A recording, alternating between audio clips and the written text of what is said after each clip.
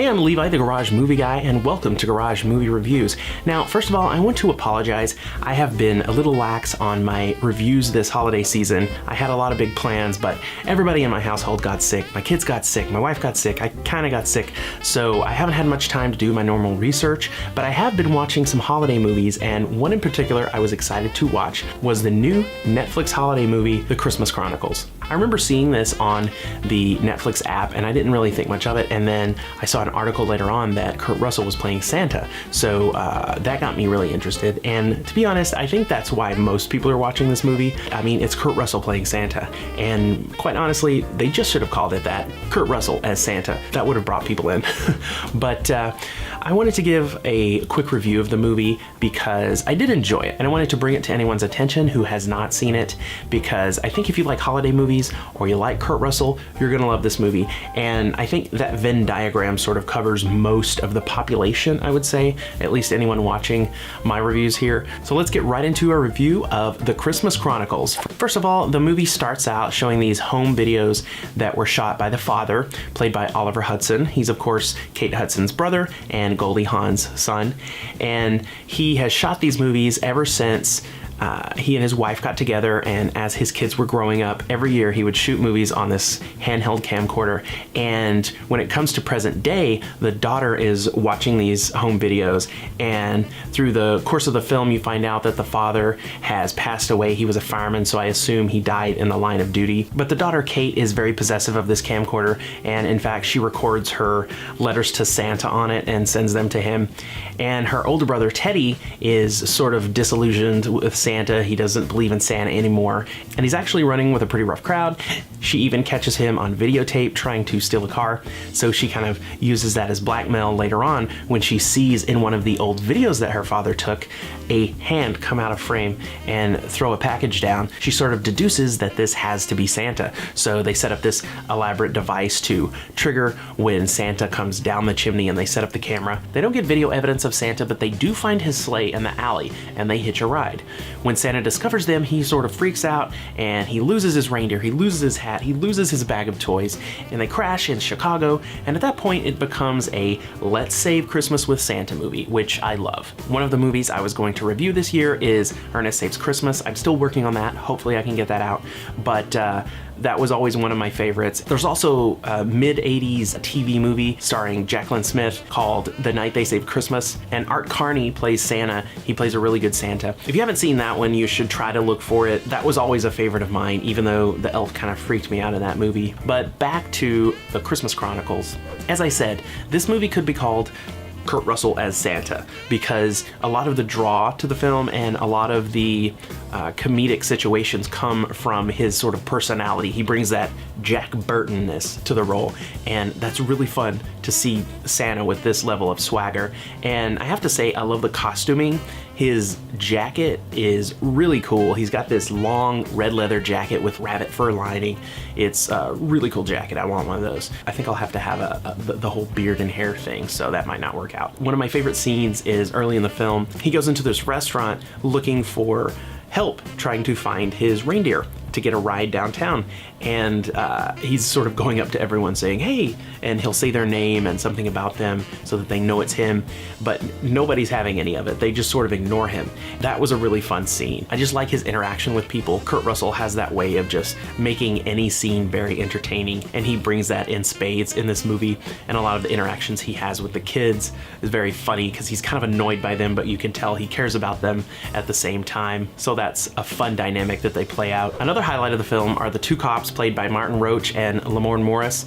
Lamorne Morris you might know as Winston from New Girl, and I believe Martin Roach had a part in The Shape of Water. I haven't seen that film, so I just saw his listing on IMDb, but I really enjoyed both of them in their parts.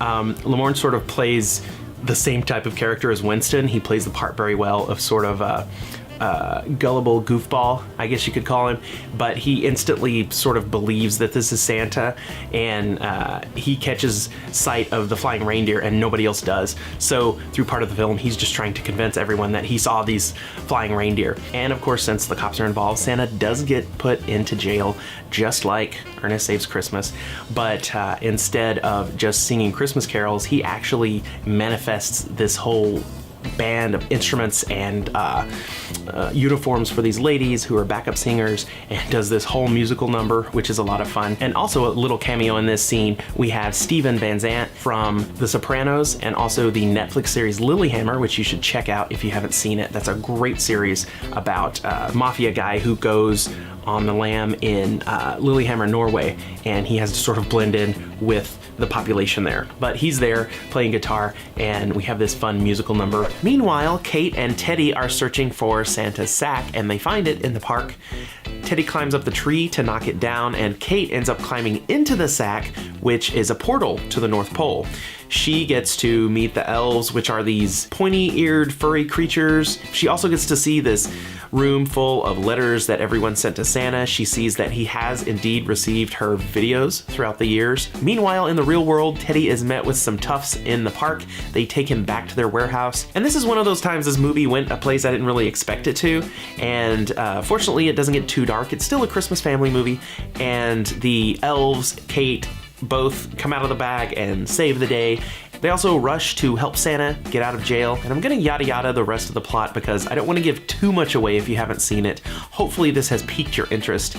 And as I said before, I enjoyed the film. I especially enjoyed seeing Kurt Russell as Santa Claus. That, of course, is the big draw, and there is a special surprise at the end of the film. You might could guess what it is, but stay tuned for that at the end of the film. That was quite enjoyable.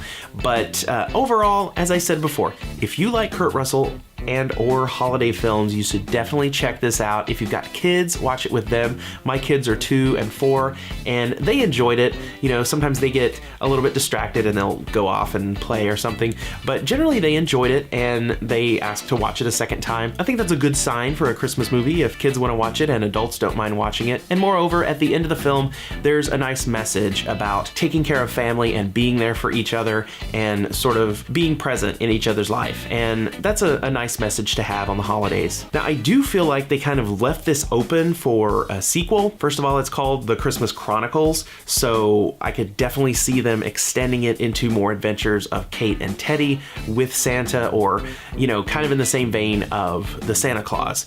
You get to the end of that movie and you think, oh, that's the end of the story. But there's always a way they could sort of come back around and have another movie. I know I read in a tweet, someone said that Kurt Russell is the only thing to like about this film. I totally disagree with that. I do get where they're coming from, but as I said before, you're gonna like this film if you like holiday films. It's a decent holiday movie, and I can see it maybe becoming a classic in the future. I'll have to wait and see how it wears in the next year, in the next 2 years, and see if it still is as enjoyable as it was. I think if I was pushed to rate it like 1 to 10, I'd probably give it like a 7. So it's not an exceptional movie, but it was definitely a fun movie that I will watch again during the holiday season. But that's enough of my opinion. Why don't you tell me in the comments down below, what did you think of the film? And once again, I want to ask you, if you're new here, please click the subscribe button down below. I've got lots of movie reviews coming out, and maybe even some top 5 lists and other things I've got in the pipeline that I'm trying to work out. I'd like to see you come back, watch some videos, talk about some movies down in the comments. But until next time, I'm Levi, the Garage Movie Guy, and I'm not saying ho ho ho. Just like in Ernest Goes to Christmas, Ernest Goes to Christmas. The elves are making toys and sort of throwing them into this swirling mass of nebulous, no. But back to Kurt Russell as Santa. He's Kurt Russell as Santa. Ho, ho, ho. Okay, 1.